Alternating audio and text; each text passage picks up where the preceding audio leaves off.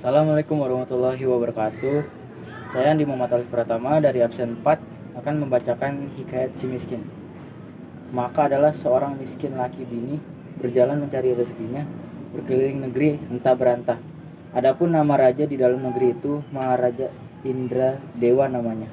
Terlalu amat besar kerajaan Baginda itu. Beberapa raja-raja di tanah dewa itu takluk kepada Baginda dan mengantar upeti kepada Baginda pada tiap tahunnya.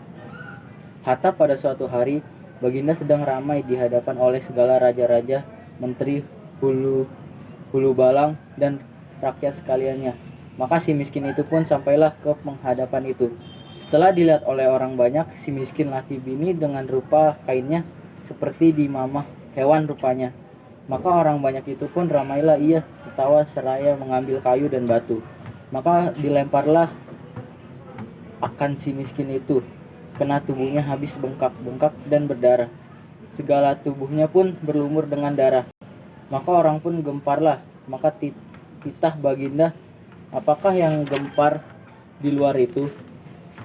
Sembah segala raja-raja itu. Ya tuanku, Sya alam orang melempar si miskin. Tuanku, maka titah Baginda, suruh usir jauh-jauh. Maka diusir oranglah akan si miskin hingga sampailah ke tepi hutan. Maka orang banyak itu pun kembalilah dan hari pun malamlah. Maka Baginda pun berangkatlah masuk ke dalam istananya. Maka segala raja-raja, menteri, hulu balang, dan rakyat sekalian itu pun masing-masing pulang ke rumahnya.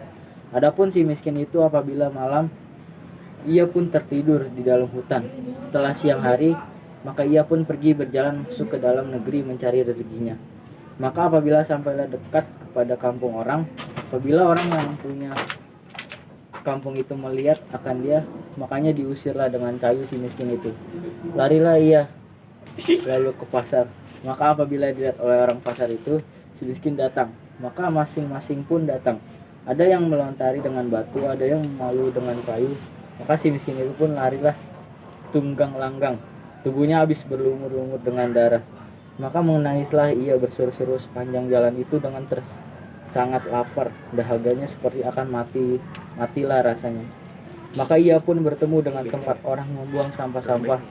Maka berhentilah ia di sana dan dicarilah di dalam sampah yang bertimbun itu barang yang boleh dimakan.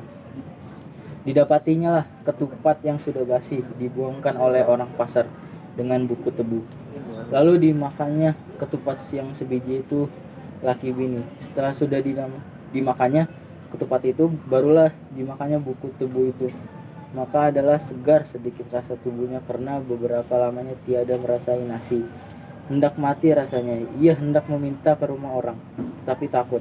Jangankan diberi orang barang sesuatu, hampir kepada rumah orang itu pun tiada boleh. Demikianlah hal si miskin itu sehari-hari. Wassalamualaikum warahmatullahi wabarakatuh.